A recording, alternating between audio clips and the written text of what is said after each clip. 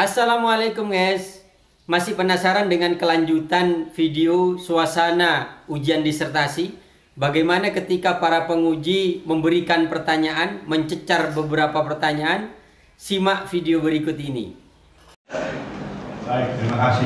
Silakan penguji pertama, Profesor Dr. Muhammad Rasadin MS.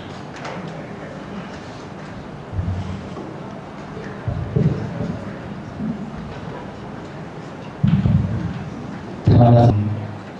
Saya cukup bangga dengan semangat saudara. Ini ada dua pertanyaan ya. Yang pertama, saya ingin penjelasan tentang hasil penelitian saudara pada tekstur citra X-ray tangan. Dalam hasil penelitian saudara di objek ketiga yang mempunyai katakan hasil yang paling tinggi nilainya.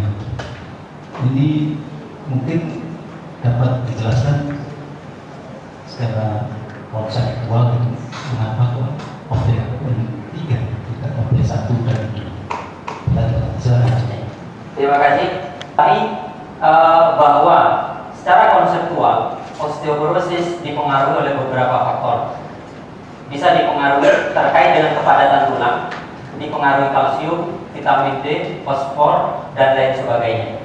Kemudian juga dipengaruhi oleh aktivitas, bahwa salah satu terapi untuk osteoporosis itu adalah dengan melakukan aktivitas, melakukan olahraga atau lain-lain yang sekiranya memacu osteoblast untuk kemudian merangsang pembentukan tulang.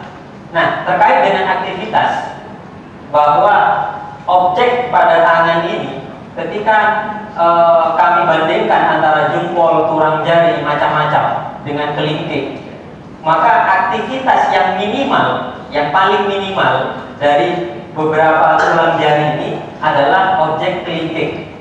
Satu contoh, ketika kita mengangkat sesuatu, maka yang mendapatkan aktivitas terbesar itu adalah jempol, tulang jari, tulang tengah, dan lain-lain. Tetapi tulang kelingking itu hampir tidak mendapatkan aktivitas, atau dalam artian bahwa tulang kelingking sangat minim untuk mendapatkan beban. Bahwa kita tahu juga osteoporosis dipengaruhi juga oleh beban, bahwa berat badan yang cukup itu menunjukkan kepadatan tulangnya lebih tinggi daripada orang yang kurus.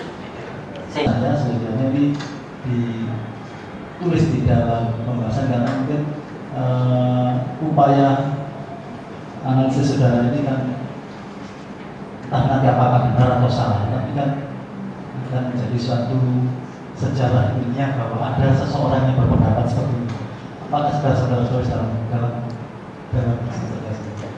satu alatnya dalam pembahasan ini? Ya. Jadi ini nanti akan menjadi suatu ya semacam nanti ya suatu sejarah ilmiah bahwa saudara Agus Mulyono pernah berpendapat seperti kan apakah nanti salah atau benar ya. Kemudian di dalam kesimpulan ini pertanyaan kedua, saudara mengatakan kalau kalimatnya itu untuk melengkapi. Kalau dikaitkan dengan judul penelitian dalam disertasi ini untuk mendeteksi, saya ingin kejelasan supaya nanti tidak menimbulkan variasi dalam interpretasi. Apa maksud melengkapi di sini? Silakan. Bahwa itu bisa dilakukan untuk deteksi osteoporosis dengan morfometri. Nah, seperti saya jelaskan tadi bahwa morfometri itu punya kelemahan tergantung kepada analisa mata di dalam menganalisis itu.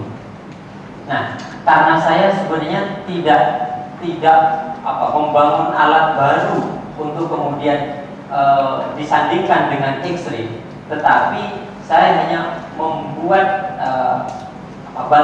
berbantuan dengan analis tekstur dengan komputer, bahwa itu saya istilahkan menjadi melengkapi. Jadi hasil X-ray yang ada di rumah sakit ketika masuk ke dalam hasil penelitian saya dengan analisis tekstur, maka kemudian X-ray yang di rumah sakit lebih mempunyai arti untuk kemudian membantu mendeteksi osteoporosis.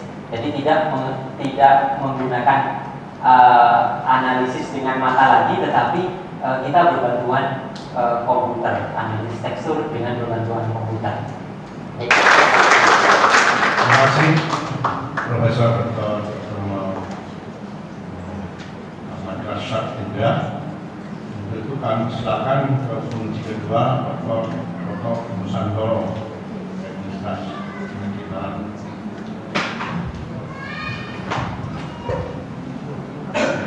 Terima kasih. Assalamualaikum warahmatullahi wabarakatuh. Saudara Profesor, ada beberapa pertanyaan, hanya 2 pertanyaan yang ingin saya ajukan. Yaitu yang pertama, seberapa yakin saudara terhadap hasil penelitian ini, itu masalah akurasi, fleksibilitas, dan presisi, karena ini terkait dengan teknologi kedokteran di sini. Apabila hasil penelitian ini ditindaklanjuti misalkan dengan adanya prototipe untuk pengukuran osteoporosis tadi, pertanyaan saya pertama. Bahwa teknologi pengukuran apapun itu tidak hanya 1 kali penelitian, tetapi perlu waktu sehingga kemudian hasil penelitian itu benar-benar jadi tool untuk pengukuran osteoporosis. Jadi ke depan terkait dengan pertanyaan Pak Dr. Toto, bahwa untuk meyakinkan saya bahwa itu nanti bisa digunakan, maka saran yang ada di dalam hasil penelitian saya akan nantinya saya tindak lanjuti dengan kemudian menstandarisasi dari apakah itu dari parameter-parameter yang mempengaruhi hasil pencitraan. Karena hasil penelitian saya harus jujur mengatakan ketika tegangan itu berubah, maka hasilnya pun akan berubah, sehingga nanti akan mendapatkan rumus yang berubah. Kalau saya ilustrasikan dengan kamera bahwa kamera dengan resolusi merek yang sama, resolusi berbeda, itu juga akan menghasilkan citra yang berbeda. Termasuk saran yang kedua, bahwa hasil pencitraan itu tergantung kepada brand. Ilustrasi dengan kamera bahwa Canon dengan Kodak itu akan menghasilkan citra yang berbeda, walaupun itu objeknya sama, jarak sama, dan resolusi yang sama. Untuk saya meyakinkan, dan saya memang harus yakin, maka saran itu akan kami tindak lanjuti sehingga nanti saya akan mendapatkan ketepatan yang benar-benar ini, sehingga nanti ke depan bahwa apa yang saya lakukan kali ini benar-benar jadi tool untuk kemudian pengukuran osteoporosis. Saya lanjutkan pertanyaan kedua. Arus kurva itu berpengaruh. Padahal ini pengukuran dilakukan sekali. Apakah di dalam sekali pengukuran dari 19 orang itu jangan naik turun sehingga ada saran seperti ini? Atau alasan apa? Nah, kalau misalnya ini memang kondisi tegangannya berbeda-beda, kemudian dihasilkan seperti ini, baru kemudian bisa muncul saran seperti ini. Padahal yang terjadi di sini itu pengukuran dengan standar harusnya sama semua, kok muncul saran seperti ini? Dari beberapa teori kita tahu bahwa di dalam beberapa buku radiologi literatur bahwa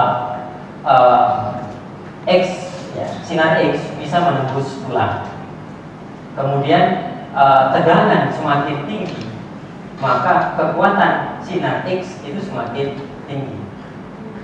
Sehingga kalau kita tidak standarisasi dari awal, dalam artian khusus untuk penelitian ini, bahwa penelitian ini menggunakan 72 kali. Jadi dari penelitian kemarin itu bahwa itu sudah dilakukan standarisasi oleh sebuah klinik yang ada di Surabaya, sehingga hasil yang bagus itu didapatkan dengan KV sebesar 72, kemudian dengan arus tabung dan dengan waktu paparan. Nah, waktu paparan digunakan juga terkait dengan radiasi. Karena sebenarnya radiasi tentunya berbahaya. Oleh karenanya terkait dengan kenapa saya pilih tulang tangan, tulang lutut juga terkait dengan untuk meminimalisasi dari bahaya radiasi. Karena kalau terima kasih Dr. Nusantoro. Persilakan menguji kita Dr. Kusnadi Sapras, spesialis radiologi dari Surabaya. Terima kasih Prof. Demet. Assalamualaikum warahmatullahi wabarakatuh. Sebetulnya saya sebagai radiolog cukup salut ini ya. Anda sudah membuat satu ide untuk bantuan peralatan radiologi yang ada di daerah gitu ya, di daerah sederhana semua gitu ya. Cuman secara konten isi daripada naskah ini saya kira cukup gitu ya, dan Anda juga tidak arogan mengatakan bahwa ini penemuan. Saya kira itu sudah sangat baik sebagai seorang kandidat. Cuman naskah ini belum menyatu di dalam satu tulisan naskah disertasi yang utuh karena masih terbagi menjadi 4 dan setiap tahapan itu ada pendahuluan, ada ini itu belum utuh ya. Saya kira ini perlu dibenahi sehingga naskah ini bukan naskah seperti film tetralogi bukan gitu ya, tapi betul-betul satu naskah yang utuh. Ini yang usulan saya untuk dibenahi ya, nanti akan saya tuliskan dalam pertanyaan kami. Sebetulnya saya sebagai spesialis radiologi, tentu kami ingin tahu sebetulnya sekarang ini Anda sudah menyatakan program digital dan non digital gitu ya. Di daerah hampir semua non digital. Mata radiolog bisa mendiagnosa osteoporosis kalau masa tulang itu berkurang 30%. Ya, kami sudah tahu berkurang 30% osteoporosis, artikulasi osteoporosis tanpa lagi lah sekarang.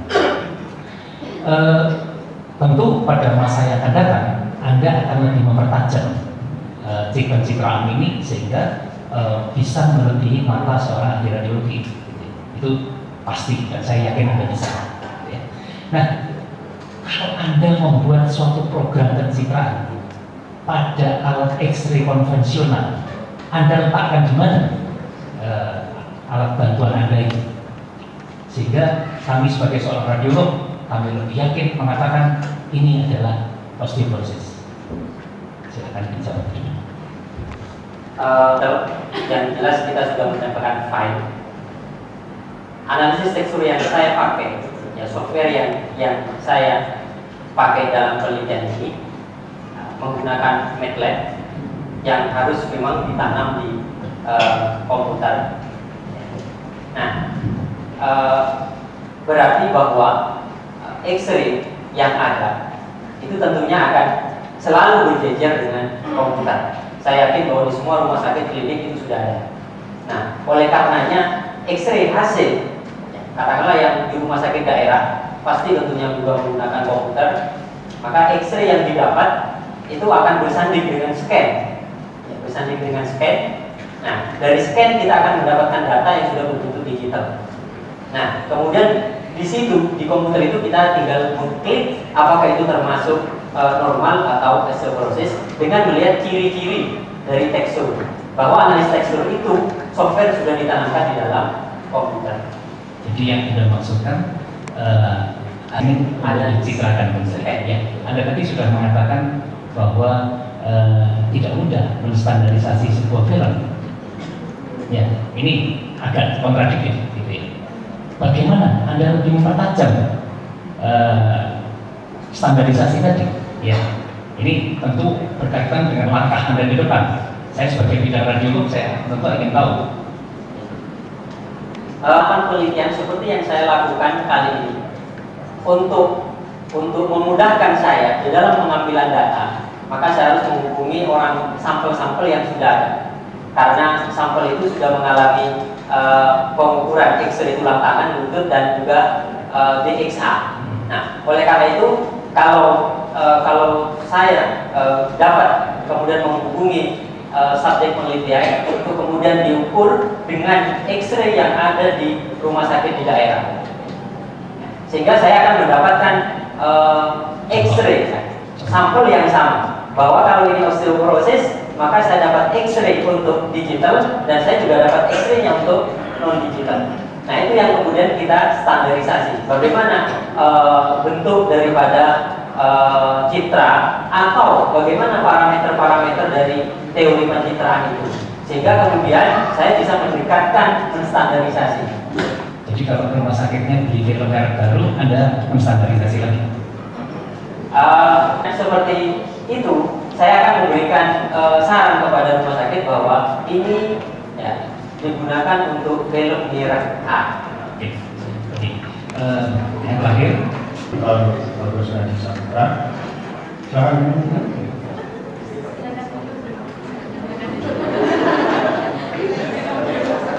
dipersilakan untuk kunci berikutnya promotor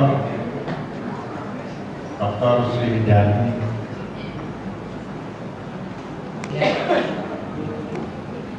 Pertama kali saya ucapkan selamat kepada saudara Muhammad Petrus, karena dalam waktu yang tidak sampai 8 bulan melakukan penelitian ini, terhitung Juni 2008 dan sekarang bulan Desember 2008 sudah menyelesaikan tulisannya.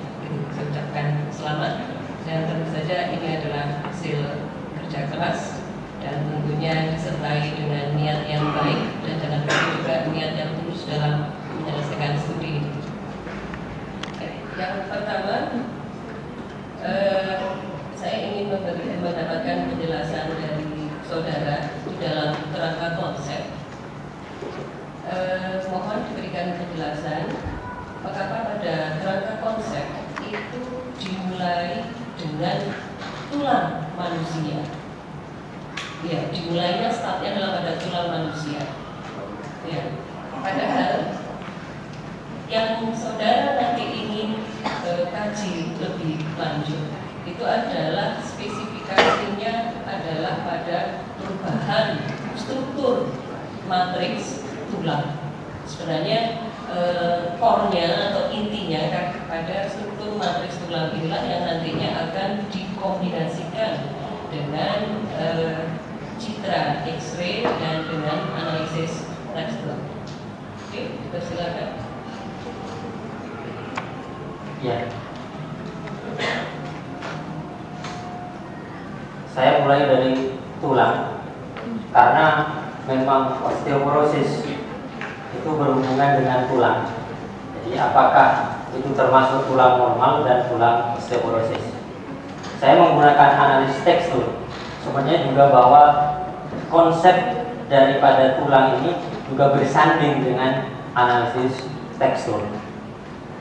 Jadi bahwa tulang manusia akan selalu mengalami pembentukan tulang sampai kepada masa puncak tulang pada umur 30-35, sehingga kemudian terjadi ada proses penyerapan tulang dan kemudian ada proses pembentukan tulang yang kemudian disebut remodeling tulang.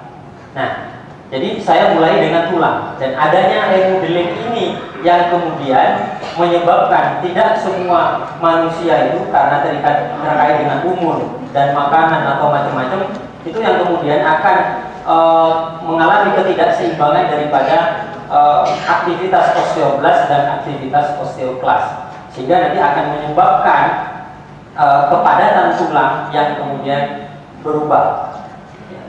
Dalam hal ini osteoporosis akan mengalami berkurangnya kepadatan tulang. Nah, kepadatan tulang yang berkurang itu yang jelas akan merubah struktur ataupun matriks.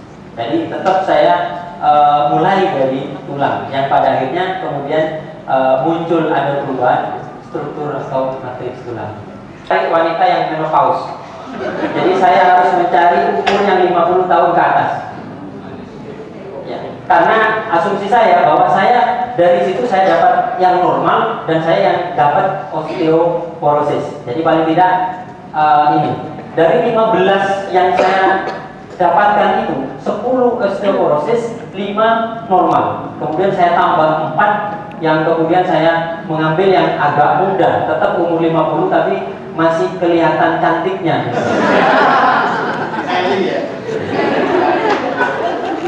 Jadi yang saya dapatkan dengan sabar dan telaten. Apalagi ketika saya harus menggunakan pengukuran DXA di lantai 3 pada klinik, kalau boleh saya izin sebut Prodi Pramita Utama Surabaya. Saya harus seperti perawatnya